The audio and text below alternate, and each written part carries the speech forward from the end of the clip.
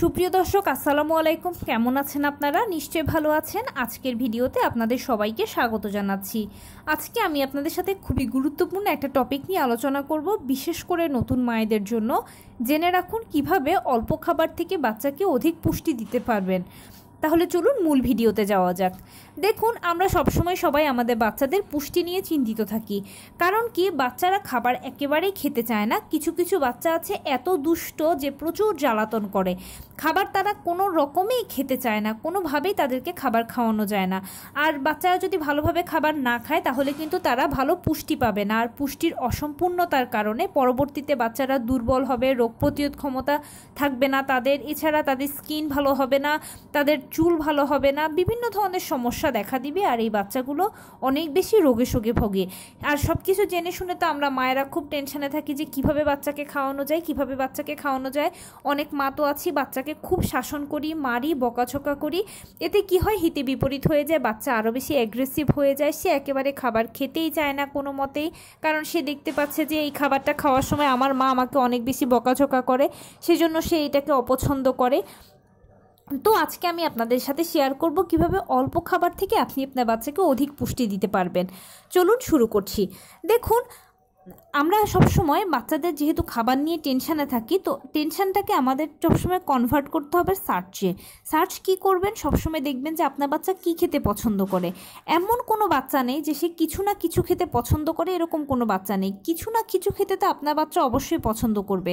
যেমন কোনো বাচ্চা হয়তো ভাত বা খিচুড়ি খেতে পছন্দ করে, কেউ হয়তো রুটি পরোটা পছন্দ করে, কেউ হয়তো প্যানকেক পছন্দ করে, কেউ হয়তো চিপস টাইপের খাবার পছন্দ করে। কিছু না কিছু তো বাচ্চারা খাবার পছন্দ করেই।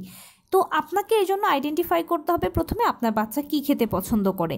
যদি দেখেন যে সে ভাত বা খিচুড়ি খেতে পছন্দ করছে, তাহলে অবশ্যই ভাত খিচুড়ির সাথে আপনি তাকে সকল ধরনের যে শাকসবজি আছে, যেমন ধরুন যে আপনার পটল, বেগুন, ফুলকপি, গাজর, টমেটো, এছাড়া যত ধরনের শাকসবজি আছে, মাছ আছে, মাংস আছে, সব কিছু আপনি বাচ্চাকে দিয়ে খাওয়াতে পারবেন, কোনো অসুবিধা নেই। কিন্তু যেসব বাচ্চা ভাত খিচুড়ি পছন্দ করে না, তাদের বেলায় আপনি যেটা করতে পারেন যে হয়তো বা আপনার বাচ্চা রুটি খেতে পছন্দ করে। এতে আপনি করবেন কি, যখন বাচ্চার জন্য রুটিটা তৈরি করবেন তখন একটা ডিম দিয়ে দেবেন, একটু দুধ দিয়ে দেবেন।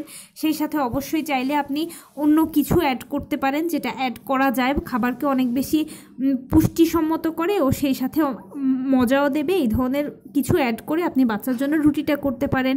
এছাড়া প্যানকেক বানিয়ে দিন মাঝে মাঝে বাচ্চাকে। প্যানকেকের সাথে আপনি যেটা করতে পারেন যে কলাকে চটকে দিতে পারেন। কলা হচ্ছে একটা সুপার ফুড বাচ্চাদের জন্য। সকল ভিটামিন, মিনারেলস, পটাশিয়ামগুলো কলাতে রয়েছে। তাই প্যানকেকের সাথে অবশ্যই কলাটা চটকে দেবেন, দুধ দেবেন, ডিম দিতে পারেন আপনি বাচ্চাকে।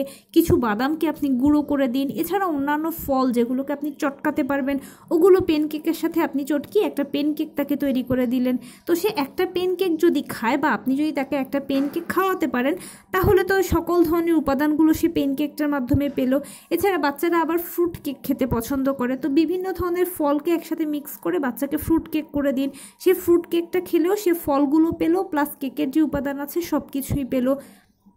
বাচ্চাকে আপনি ডিম দুধ দিয়ে মাঝে মাঝে পায়েস করে দিতে পারেন, এতে বাচ্চার জন্য সবচেয়ে বেশি ভালো হবে। এভাবে খাবারগুলোকে যদি আপনি একের মধ্যে অধিক খাবার দিয়ে একটা জিনিস তৈরি করে বাচ্চাকে দিতে পারেন, তাহলে বাচ্চা অল্প খাবার থেকে অধিক পুষ্টি পাবে।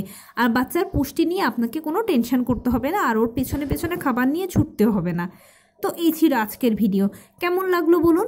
যদি ভালো লেগে থাকে ও হেল্পফুল হয়ে থাকে তাহলে প্লিজ লাইক, কমেন্ট, শেয়ার করতে একদম ভুলবেন না। সেই সাথে আমার চ্যানেলটিকে সাবস্ক্রাইব করার বিনীত অনুরোধ রইল। পাশে থাকা বেল আইকনটি ক্লিক করে দেবেন, যেন আমি ভিডিও আপলোড করার সাথে সাথে আপনারা নোটিফিকেশান পেয়ে যান। যদি কোনো প্রশ্ন থাকে কমেন্টসে জানাবেন, আমি রিপ্লাই দেব। প্লাস যদি কোনো পরামর্শ থাকে যে কোন বিষয়ের উপরে ভিডিও বানালে আপনারা উপকৃত হবেন, সেটাও জানাবেন। আমি আপনাদের পছন্দের সর্বোচ্চ প্রায়োরিটি দেব। ভালো থাকবেন, সুস্থ থাকবেন। আসসালামু আলাইকুম।